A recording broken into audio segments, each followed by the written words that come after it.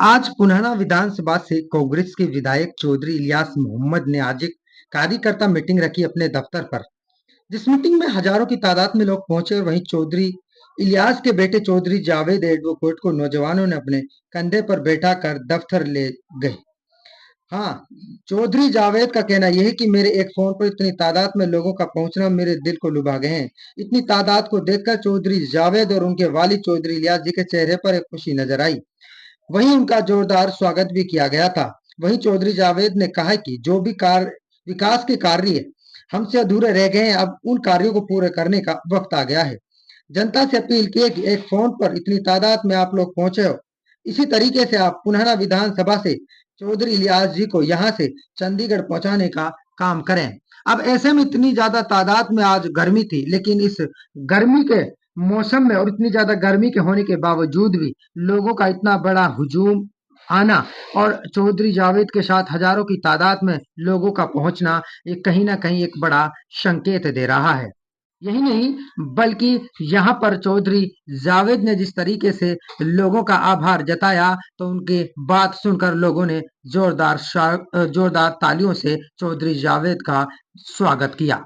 अब ऐसे में सुनते हैं क्या कहते हैं चौधरी जावेद जी। चलिए सीधे ले देखिए, आज की मीटिंग का मकसद जो है इलेक्शन के लिए रणनीति तैयार करना था और अभी तक जो है 29 तारीख के लिए माननीय दीपेंद्र सिंह हुड्डा जी का प्रोग्राम फिक्स है, तो उसके लिए भी हमें एक रूपरेखा बनानी थी।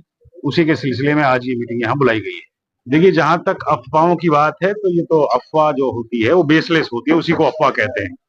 तो जिस किसी चीज का बेस नहीं होता उसी को अफवाह कहते हैं। हाँ, तो इस तरह की कोई बात नहीं है।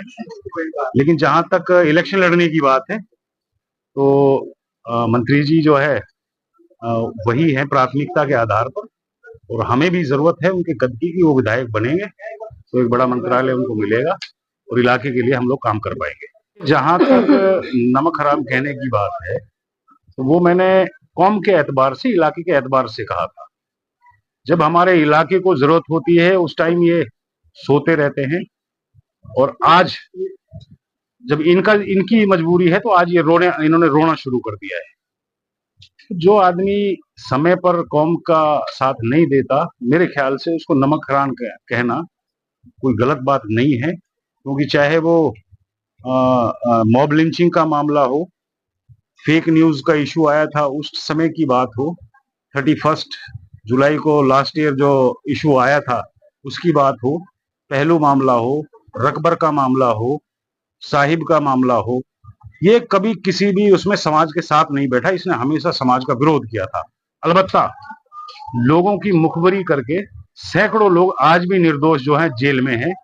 इसने जो है हमेशा बीजेपी का जो एजेंट बनकर यहाँ काम किया है। तो मेरे हिसाब से मैंने नमक हराम कहकर, कौम का नमक हराम कहकर कोई गलत काम नहीं किया है। आप सभी लोगों के सामने होगा कि फरीदाबाद में जो सीआईए पुलिस है वो एक हमारे यहाँ से निर्दोष को उठाकर लेके गए थे और उसकी पुलिस कस्टडी में डेथ हो गई थी।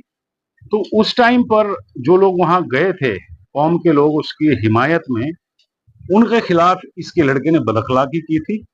और उसी टाइम जो है घी में आग में जो है घी डालने का काम किया था, और जो हिंसा हुई थी उसको भड़काने में इसका एक बहुत बड़ा रोल था।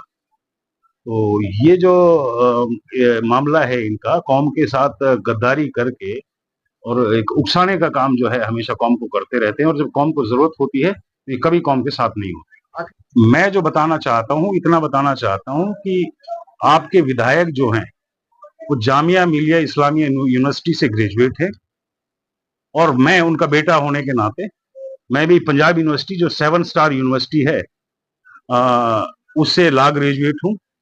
तो जहां तक एक विधायक के काम करने की बात है और विधि को जानने की बात है, कानून को बनाने की बात है, कौम की खिदमत कैसे करनी है, मैं जानता हूं कि मुझे किसी से पूछने की जरूरत नहीं है, मैं उसमें पूरी तरह से सक्षम हूं।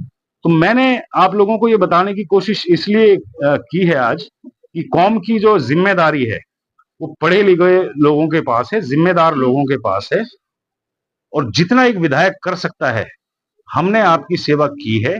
विपक्ष में रहते हुए आपके मुद्दों को, कौम के मुद्दों को विधानसभा के अंदर उठाया है। जब कौम को जरूरत पड़ी है मैं खुद सड़कों पे उतरा हूं, खुद खबर लगाई थी। यूनिवर्सिटी का मामला था, मैं हजारों मोटरसाइकिलों को काफिले के साथ लेकर डीसी को मैंने ज्ञापन दिया था, सरकार को मैंने ज्ञापन दिया था। जब कोरोना के समय कौम को जरूरत पड़ी थी, मैं खुद जाकर डीसी से मिला था। चांदनकी के जो ड्राइवर थे और जो तबलीगी जमात के जो लोग थे, उनको मैंने गलत तरीके से जो सरकार ने पकड़ा था, उनसे छुड़ाया था। जब मॉब लिंचिंग का मामला आया था, मैंने सख्ती के साथ एहतजाज किया था। नूह के अंदर एक बहुत बड़ी हम लोगों ने रैली निकाली थी, हम उस समय भी कौम के साथ खड़े थे। जब कौम को जरूरत पड़ी थी, हम कौम के साथ खड़े थे।